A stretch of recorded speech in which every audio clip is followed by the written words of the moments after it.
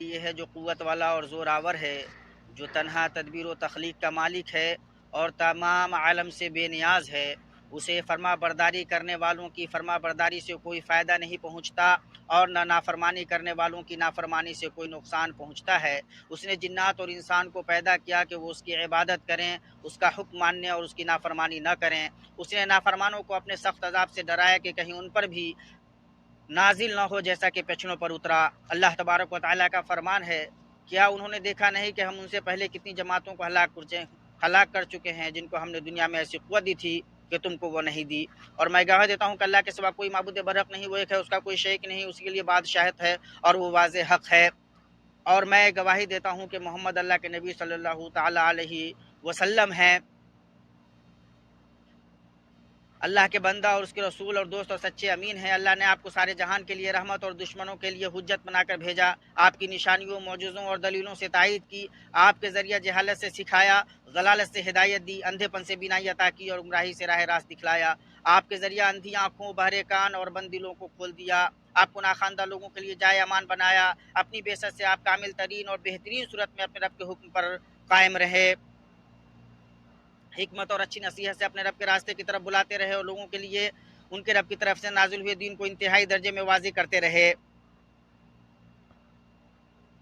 مسلمانوں، ہم متنوع عبادتوں سے اللہ حلیم و حکیم کی عبادت کرتے ہیں۔ ان میں سے بعض وہ ہیں جو بدنی ہیں جیسے نماز اور روزہ، اور بعض وہ ہیں جو محض مالی ہیں جیسے زکوٰۃ اور بقیہ سارے صدقے، اور ایک ایسی عبادت ہے کہ بندہ اسے اپنے جسم سے ادا کرتا ہے اور اس میں مال بھی خرچ کرتا ہے، اور اسے مالی اور بدنی عبادت کہتے ہیں۔ اور یہ اللہ کے محترم گھر کے حج کی عبادت ہے جس میں مسلمان اپنا سب سے قیمتی مال خرچ کرتا ہے اور اس میں سفر کی صعوبتوں اور مشقتوں کو برداشت کرتا ہے۔ اللہ کے بندو، ان بابرکت دنوں میں مشرق و مغرب سے مسلمان اللہ کے حرمت والے گھر، اللہ کے حکم کی فرما برداری اور ہمارے نبی محمد صلی اللہ علیہ وسلم کی سنت کی پیروی کرتے ہوئے فریضہ حج کی ادائیگی کے لیے آتے ہیں۔ بلا شبہ حج دین کے فرائض میں سے ایک فریضہ ہے۔ اس عبادت کو اس طرح ادا کرنے کے لیے مسلمان جمع ہوتے ہیں جس طرح نبی صلی اللہ علیہ وسلم نے ادا کیا تھا۔ اس اجتماع سے بہت سے فوائد اور بھلائی و تقوی پر باہمی تعاون حاصل ہوتا ہے۔ اللہ کے گھر آنے والے مسلمان جب اللہ کے حرمت والے گھر کے پاس اللہ سے اپنی قربت محسوس کرتے ہیں تو ان کی روحیں صاف ہوتی ہیں، ان کے دل نرم ہوتے ہیں، اور اس محور کے پاس اللہ کی یاد میں ان پر خشوع طاری ہوتا ہے جو ان تمام کو اپنی طرف کھینچتا ہے۔ یہ وہ قبلہ ہے جس کی طرف وہ رخ کرتے ہیں، اس کے پاس جمع ہوتے ہیں، اپنا وہ علم پاتے ہیں جس کے تحت وہ سایہ حاصل کرتے ہیں، چلتے ہیں اور جس کی طرف لوٹتے ہیں۔ یہ ایمان کا علم ہے، لا الہ الا اللہ محمد رسول اللہ۔ اللہ تبارک و تعالیٰ کے علاوہ کوئی معبود برحق نہیں اور محمد اللہ کے رسول ہیں۔ یہ وہ عقیدہ ہے جس کے سائے میں نسل، رنگ، زبان اور ملک کے فرق چھپ جاتے ہیں۔ وہ ایمان کے جھنڈے کے نیچے اتحاد کی قوت اور یکجہتی و یگانگت کا فائدہ پاتے ہیں، اور اس اجتماع کی طرف بلانے والا اللہ کا یہ قول ہے، اور لوگوں میں حج کی منادی کر دے، لوگ تیرے پاس پاپیادہ بھی آئیں گے اور دبلے پتلے اونٹوں پر بھی، اور دور دراز کی تمام راہوں سے آئیں گے۔ اور اس ملاقات کا بنیادی قاعدہ اللہ تبارک و تعالیٰ کا یہ قول ہے۔ اور ایک وقت تھا جب ہم نے ابراہیم کے لیے خانہ کعبہ کو مقرر کیا اور ارشاد فرمایا کہ میرے ساتھ کسی چیز کو شریک نہ کرنا، نہ کم میں نہ زیادہ میں، نہ قول میں نہ عمل میں، نہ جلوس میں اور نہ خالی خول اناروں میں۔ نیت اور عمل کو صرف اللہ کے لیے خالص کرنا ہے اور اس کے سوا سب کو چھوڑ دینا ہے۔ یوں صرف اللہ کی عبادت کی جائے گی، صرف اسی کو پکارا جائے گا، تحلیل و تکبیر، تسبیح و تحمید اور تلبیہ و خضوع کے ساتھ، سکون و خشوع، سکینت و وقار اور ذلت و انکسار کے ماحول میں صرف اللہ کا نام لیا جائے گا۔ میرے مسلم بھائی، اللہ کا تقوی اختیار کیجئے اور جان رکھیے کہ اللہ آپ کو ہر وقت اور ہر حال میں شب و روز دیکھ رہا ہے۔ اپنے خالق کے ساتھ ادب کو لازم پکڑیے، ان مقدس مقامات میں ادب کو لازم پکڑیے، اللہ کی نافرمانی کر کے اس کی حرمت کو پامال نہ کیجیے۔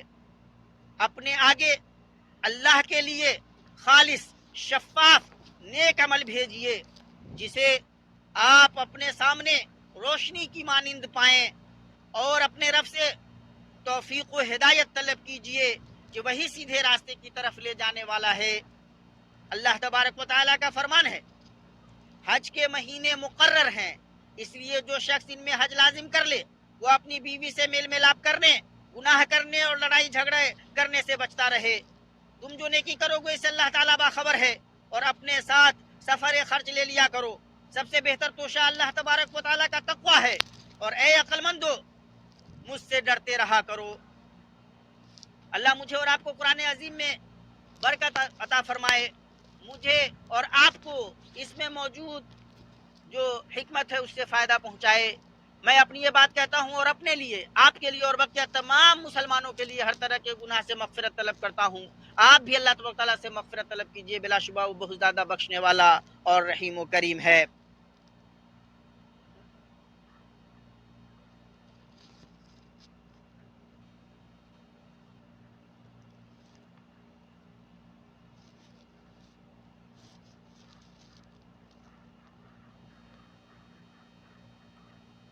ہر قسم کی تعریف اللہ رب العالمین کے لیے ہے۔ اس نے ملائے اعلیٰ یعنی معزز فرشتوں کے بیچ اپنے مکرم نبی کی تعریف کی، اور ملائے ادنا کو ان کے احترام، تعظیم اور تکریم کا حکم دیا۔ اور میں گواہی دیتا ہوں کہ اللہ کے سوا کوئی معبود برحق نہیں، وہی اگلے پچھلوں کا معبود ہے۔ اور میں گواہی دیتا ہوں کہ ہمارے سردار اور نبی اور حبیب محمد اللہ کے بندہ اور اس کے رسول ہیں، جو روشن ترین چہرہ اور خوب چمکدار پیشانی والے ہیں۔ درود و سلام نازل ہو آپ پر، آپ کی آل پر، اصحاب پر، اور تا قیامت جو ان کی پیروی کریں ان پر۔ اما بعد، اللہ تبارک و تعالیٰ کا فرمان ہے، مسلمانوں، اللہ تعالیٰ اور اس کے فرشتے اس نبی پر رحمت بھیجتے ہیں۔ اے ایمان والو، تم بھی ان پر درود بھیجو اور خوب سلام بھی بھیجتے رہا کرو۔ اور آپ صلی اللہ علیہ وسلم سے ثابت ہے کہ آپ صلی اللہ علیہ وسلم نے فرمایا، جس نے میرے اوپر ایک بار درود بھیجا اللہ اس پر اس کے بدلے 10 بار درود بھیجے گا۔ اور سعد بن عبداللہ نے کہا، نبی صلی اللہ علیہ وسلم پر درود بھیجنا سب سے افضل عبادت ہے، اس لیے کہ خود اللہ تعالیٰ اور اس کے فرشتوں نے ایسا کیا، اور پھر اس کا مومنوں کو حکم دیا، جبکہ بقیہ ساری عبادتیں ایسی نہیں ہیں۔ اے اللہ، درود و سلام نازل فرما اپنے بندے اور رسول محمد پر۔ کیا ہی بلند مرتبہ ہے اور کیا ہی عظمت و شرف ہے، اس کی حقیقت نہیں جانی جا سکتی۔ وجود کے پہلو اسے دہراتے ہیں اور کائنات کے گوشے سر سے سر ملاتے، اور اللہ سبحانہ و تعالیٰ کی اپنے بندے اور نبی محمد صلی اللہ علیہ وسلم کی مدح و تعریف سے زمین و آسمان کی بیچ کی چیزیں روشن ہوتی ہیں۔ امام قرطبی رحمہ اللہ نے فرمایا، اس آیت سے اللہ تعالیٰ نے اپنے رسول اکرم صلی اللہ علیہ وسلم کو زندگی و موت ہر دو صورت میں اعزاز بخشا ہے، اپنے پاس ان کا مقام بیان کیا ہے، اور اس سے ان لوگوں کے اعمال کی خرابی سے آپ کو پاک کیا ہے جو آپ صلی اللہ علیہ وسلم کی بیویوں کے سلسلے میں بری فکر رکھتے ہیں۔ مسلمانوں، نبی صلی اللہ علیہ وسلم کی سب سے بڑی مدد آپ صلی اللہ علیہ وسلم کے طریقے کی اقتداء، آپ کی سنت کی پیروی، آپ کے فضائل کی اشاعت، آپ کی سیرت کا تعارف اور اسلام کے اقدار و تعلیمات کو پھیلانا ہے۔ نبی صلی اللہ علیہ وسلم اور ام المؤمنین حضرت عائشہ رضی اللہ عنہا کی شان میں گستاخی کی مجرمانہ کوششیں نبی کریم صلی اللہ تعالیٰ علیہ وسلم کی ذات کو نہ دین اسلام کو کچھ بھی نقصان پہنچا سکتی ہیں، کہ اللہ تعالیٰ نے نبی صلی اللہ علیہ وسلم کا ذکر بلند کیا ہے، اور جو آپ کے دین و حکم کی مخالفت کرے اس کے لیے ذلت و رسوائی کو مقدر کر دیا ہے۔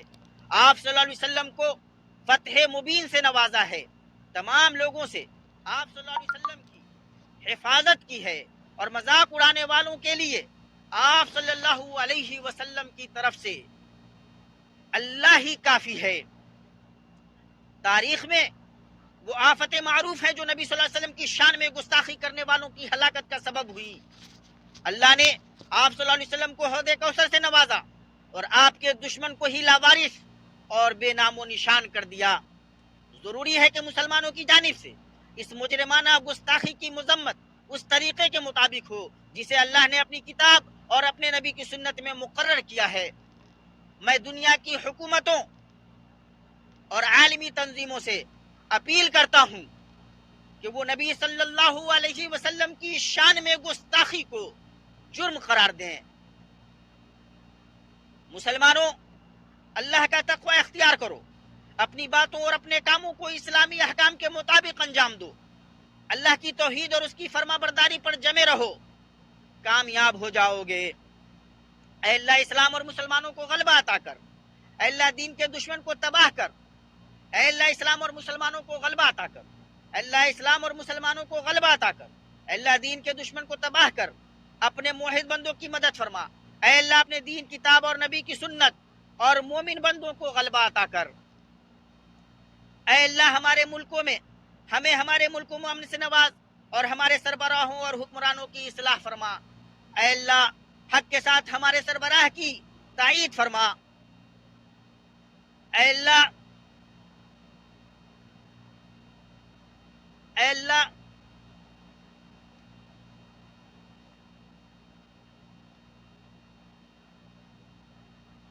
اے اللہ مسلمانوں کے حکمرانوں کو تو اپنے کتاب کے مطابق عمل کرنے کی توفیق دے۔ اے اللہ حاجیوں کی حفاظت فرما اور ان کو حج کرنے کے بعد بحفاظت ان کے گھر تک پہنچا۔ اے اللہ اور جو لوگ ان کی خدمت میں لگے ہوئے ہیں اے اللہ ان کو بہتر بدلوں سے نواز۔ اے اللہ مسلمان مردوں عورتوں کو بخش دے، زندہ مردہ سب کو بخش دے۔ اے اللہ تو اللہ ہے، تیرے سوا کوئی معبود نہیں۔ اے اللہ تو غنی ہے اور ہم فقیر ہیں۔ اے اللہ تو غنی اور ہم فقیر ہیں۔ اے اللہ بارش برسا اور ہمیں نا امیدوں میں سے نہ بنا۔ اے اللہ ہمیں سیراب کر، اے اللہ ہمیں سیراب کر، اے اللہ بارش برسا اور ہمیں سیراب کر۔